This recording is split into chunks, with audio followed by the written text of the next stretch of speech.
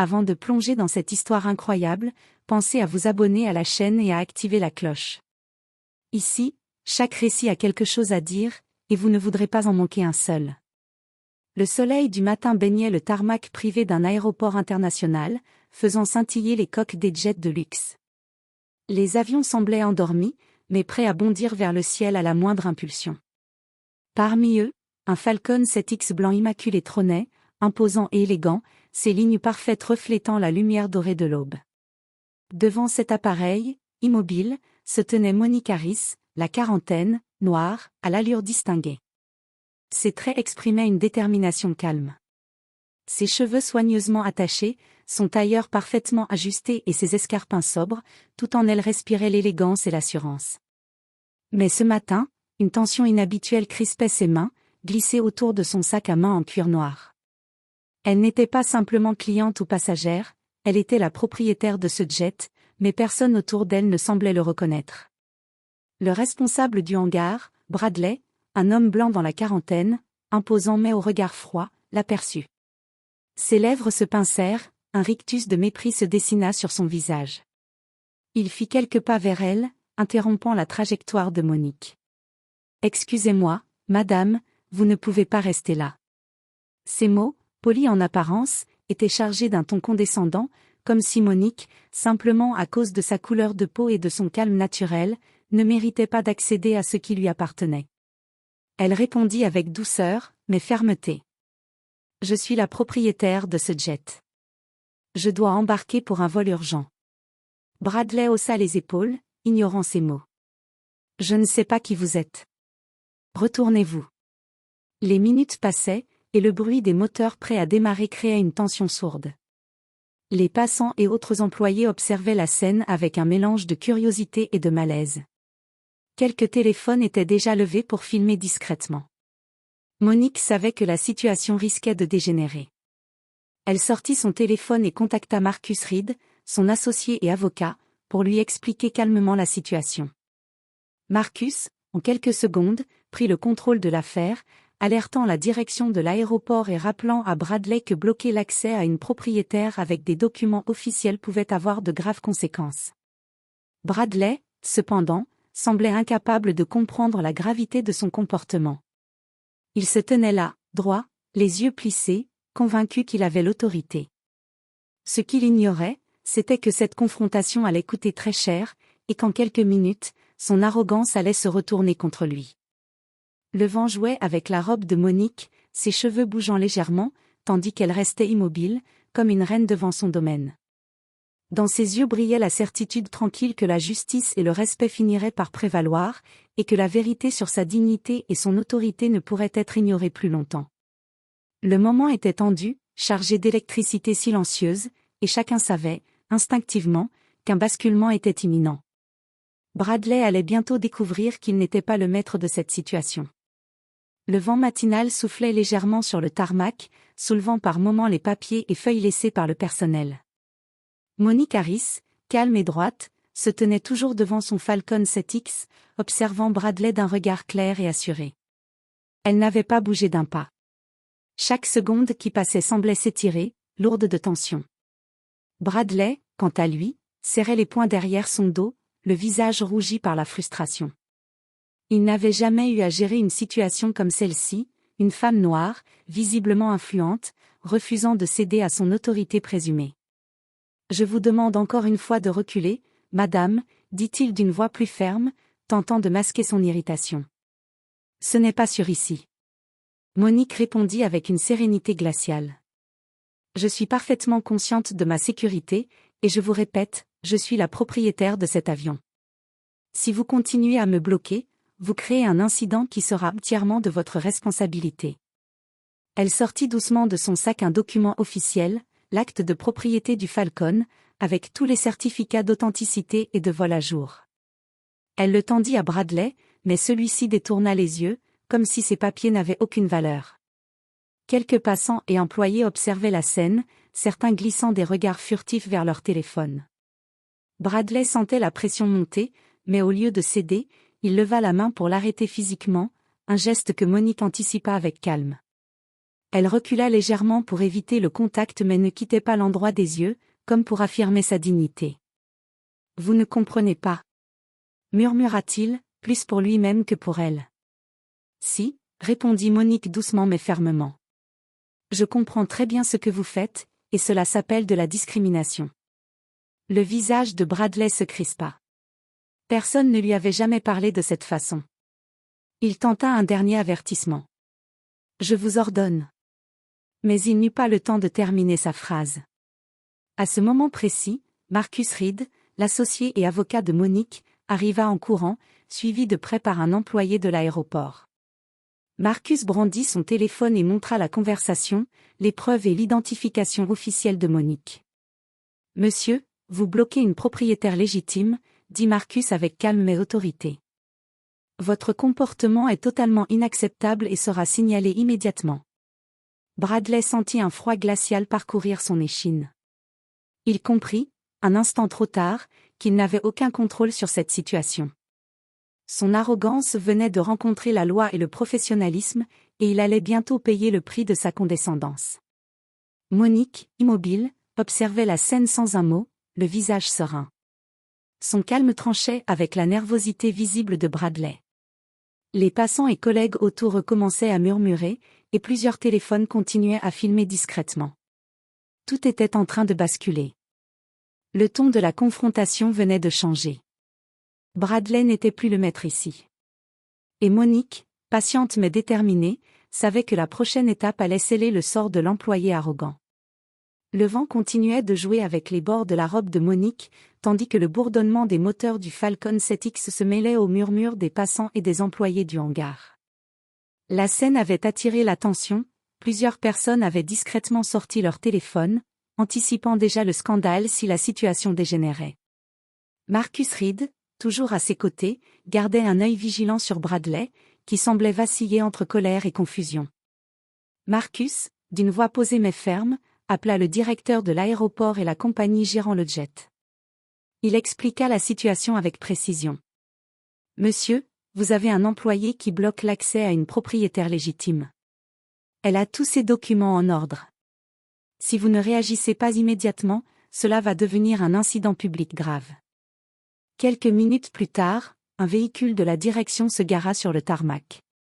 Deux responsables descendirent rapidement, l'un avec un téléphone à l'oreille, l'autre consultant des tablettes pour vérifier les informations.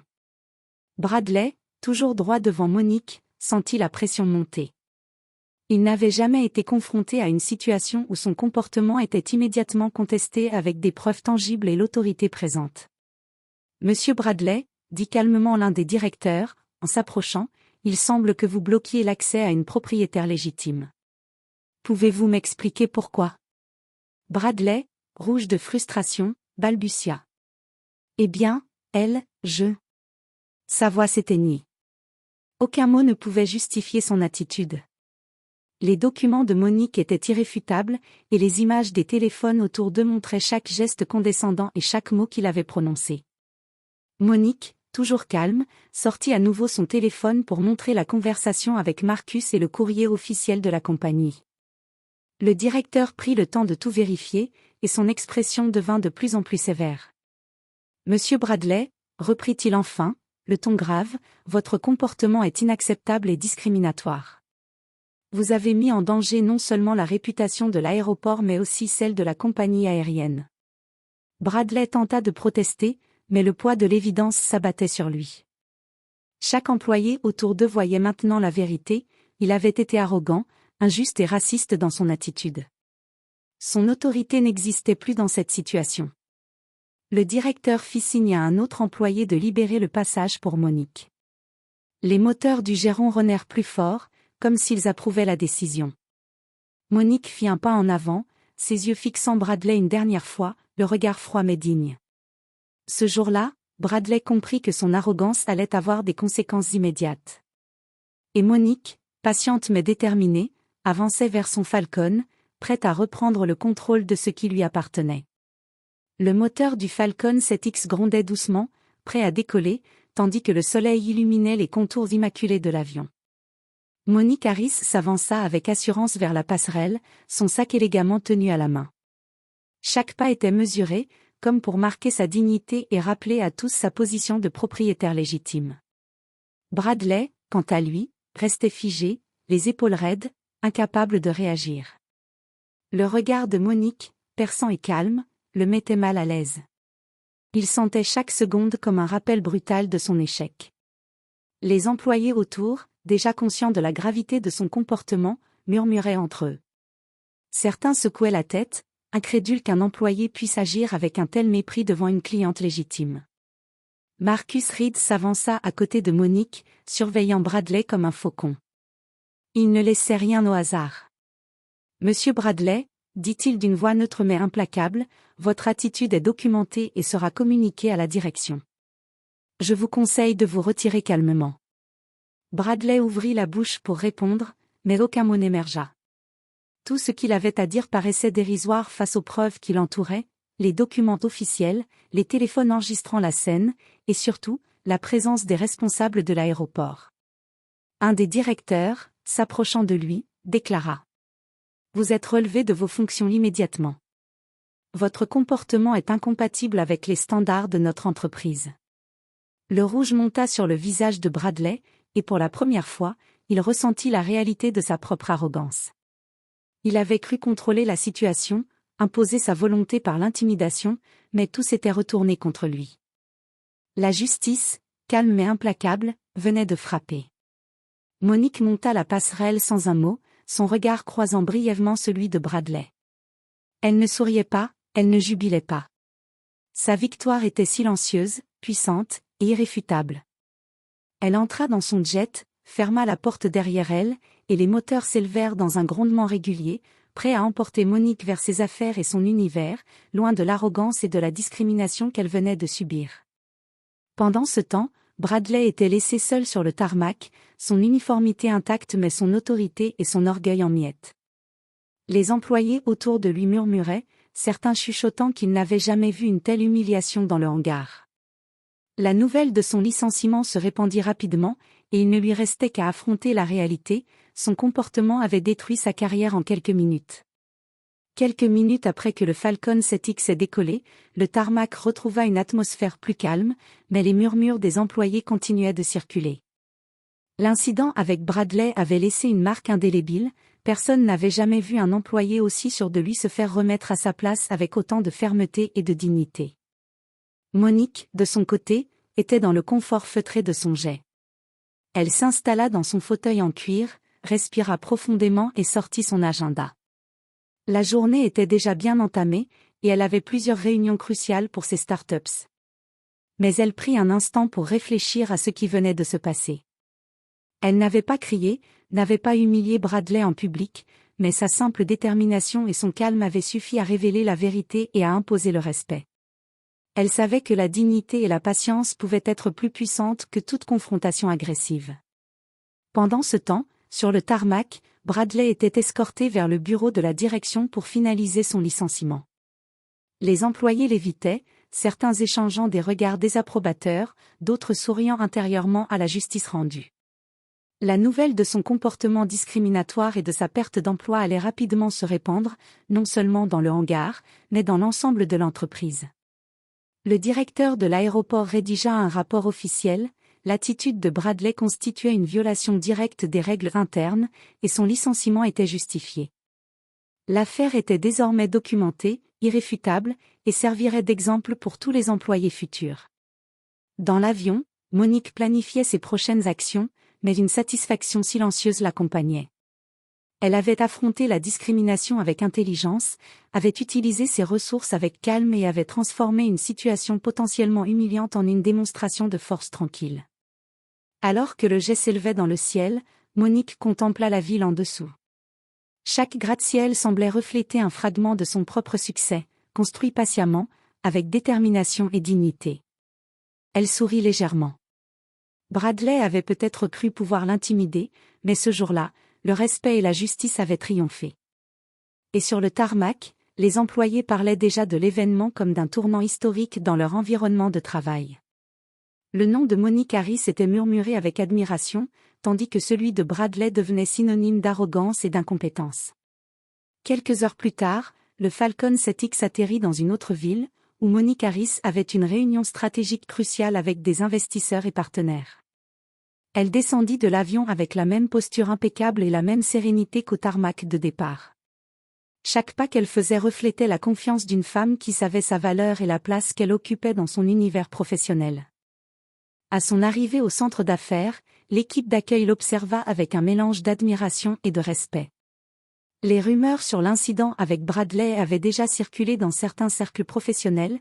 Une femme noire, propriétaire d'un jet privé, avait affronté et vaincu un employé arrogant grâce à sa dignité et à son calme. Dans la salle de réunion, les investisseurs l'attendaient. Monique ne laissa transparaître aucun stress, au contraire, son aura inspirait immédiatement confiance. Elle sortit ses documents, ses présentations et ses projections, et commença à exposer ses projets avec une clarté et une maîtrise impressionnantes. L'incident du tarmac avait renforcé son image. Non seulement elle était compétente et visionnaire, mais elle était aussi capable de gérer la pression, les confrontations et l'injustice avec intelligence. Cela fit immédiatement effet sur son auditoire. Les investisseurs, attentifs, prirent conscience qu'ils avaient affaire à une dirigeante qui ne se laissait intimider par personne, et dont la réputation allait bien au-delà de ses compétences professionnelles. Pendant la présentation, Monique se permit un moment de réflexion intérieure.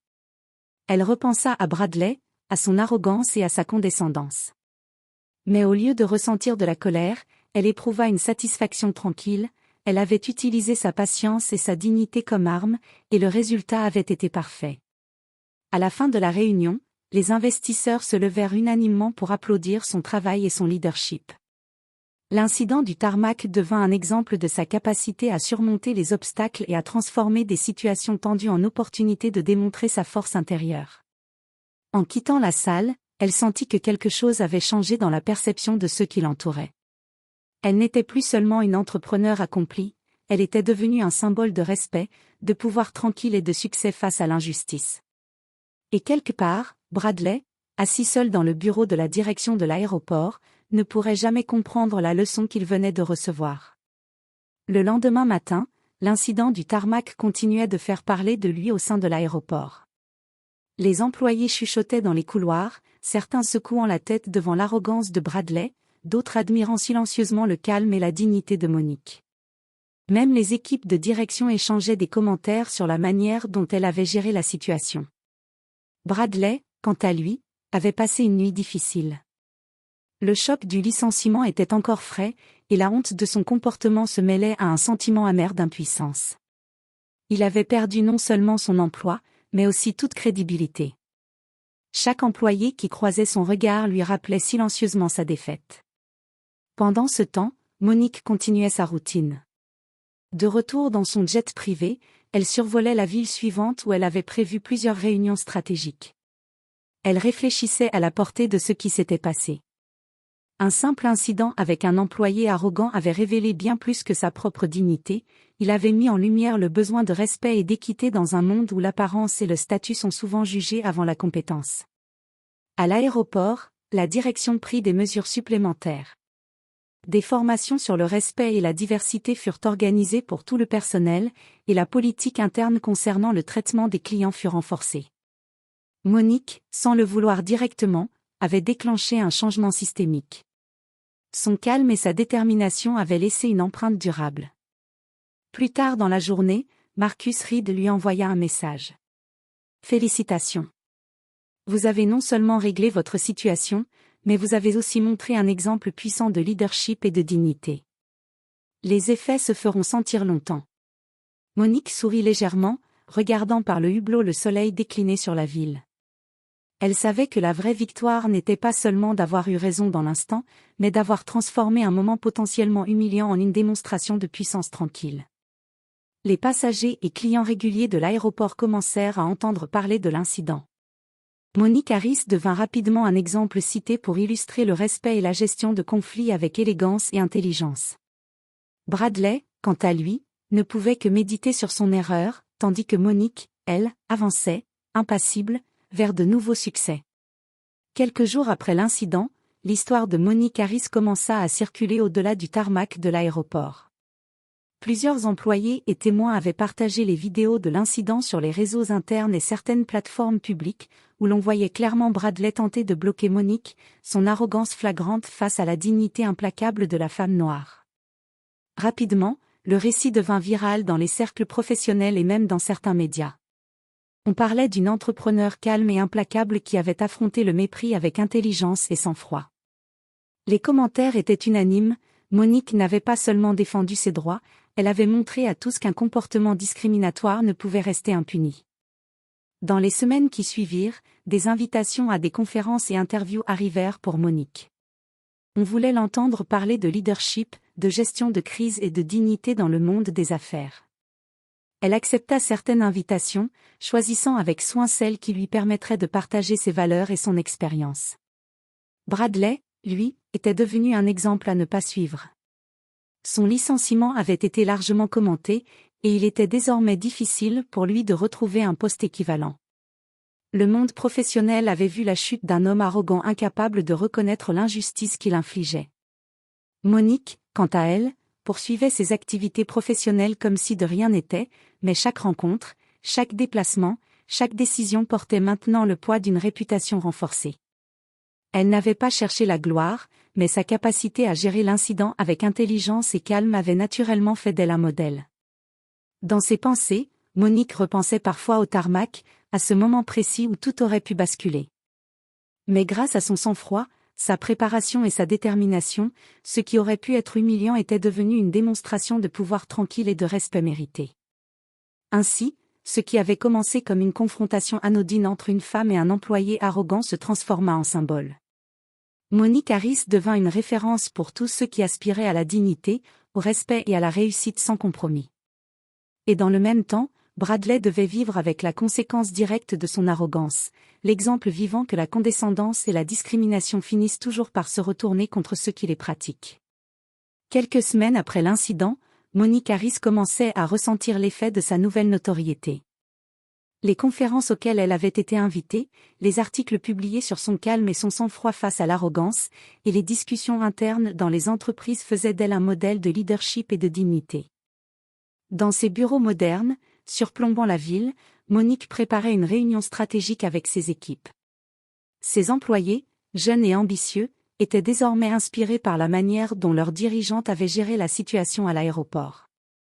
Il ne s'agit pas seulement de posséder un jet ou de diriger une entreprise, leur expliquait-elle, il s'agit de savoir se tenir debout face à l'injustice et de transformer chaque épreuve en opportunité.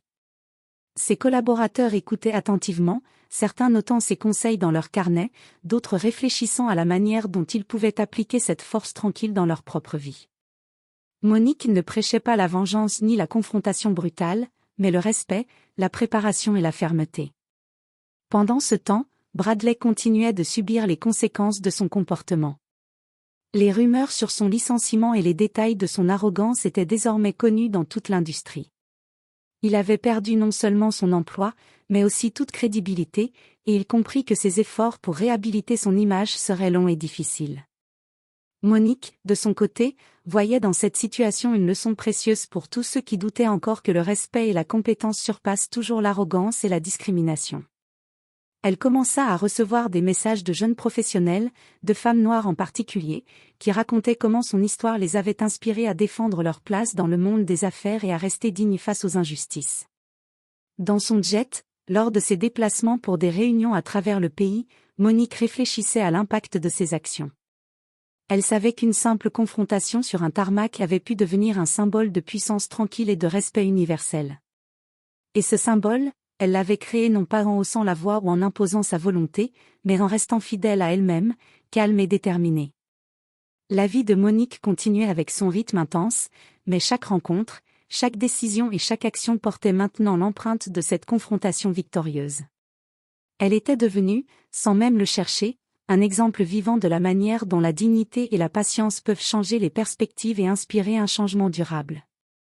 Les semaines suivantes, Monique Harris continua à voir l'influence de son incident à l'aéroport se propager bien au-delà de sa propre sphère professionnelle. La direction de plusieurs compagnies aériennes et d'aéroports régionaux avait pris note de son comportement exemplaire et de l'effet que cela avait eu sur le personnel et la culture interne. Elle fut invitée à plusieurs tables rondes et séminaires sur le leadership, la diversité et le respect au travail. Monique partageait son expérience avec clarté et pragmatisme, insistant sur le fait que la dignité, la patience et la fermeté pouvaient transformer une confrontation potentiellement humiliante en leçon d'excellence professionnelle. Dans un aéroport de la côte, elle rencontra les responsables de plusieurs hangars privés et compagnies de jets privés. Nous voulons que vos méthodes et votre approche soient intégrées à notre formation interne, lui dit l'un des directeurs. Vous avez montré à notre personnel ce que signifie réellement le respect et le professionnalisme. Les employés, qui auparavant observaient Bradley comme un modèle hiérarchique, étaient désormais exposés à un autre type de leadership, celui qui repose sur le respect mutuel et la compétence. Plusieurs jeunes femmes et hommes commencèrent à partager ces leçons et à adopter ces pratiques, créant ainsi un changement culturel durable. Pendant ce temps, Bradley errait d'un emploi à un autre, cherchant désespérément à redorer son image. Mais chaque entreprise qui l'approchait connaissait déjà son passé et son comportement discriminatoire. La leçon était claire, la condescendance et l'arrogance ne laissent jamais impunis. Monique, quant à elle, continuait ses affaires avec la même efficacité, mais chaque réunion et chaque décision portait désormais l'empreinte de sa réputation renforcée. Elle ne cherchait pas la gloire, mais son influence s'étendait naturellement. Son exemple montrait que l'authenticité, la compétence et la dignité pouvaient surpasser toute forme de discrimination ou d'arrogance.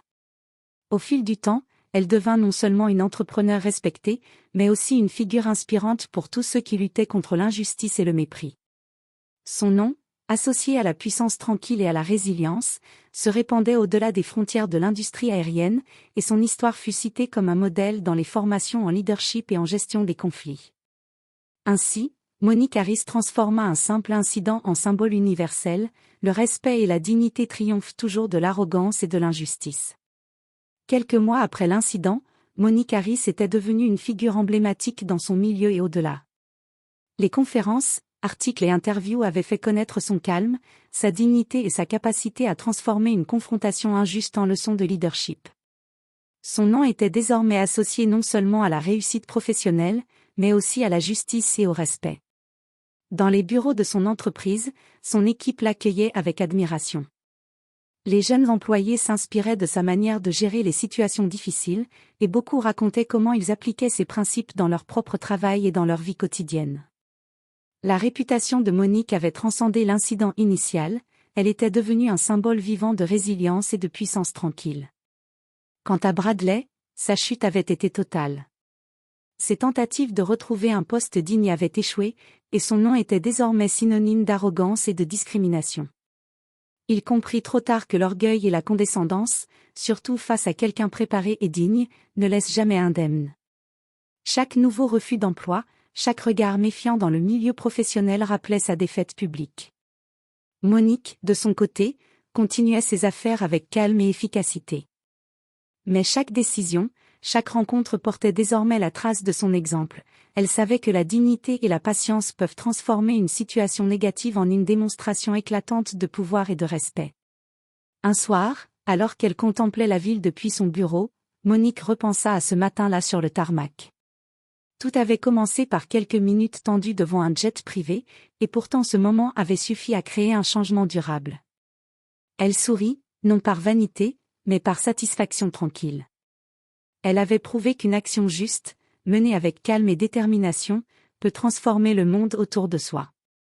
Son histoire, désormais racontée et partagée, continuait d'inspirer des milliers de personnes, femmes et hommes, jeunes et moins jeunes, tous confrontés à l'injustice ou à l'arrogance, pouvaient s'inspirer de Monique Harris. Une leçon claire et intemporelle se dégageait de son parcours. La dignité, le respect et la persévérance sont des armes plus puissantes que l'arrogance et l'injustice.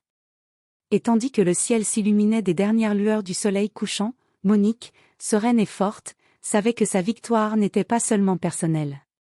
Elle avait semé une graine de changement qui continuerait à pousser longtemps après elle.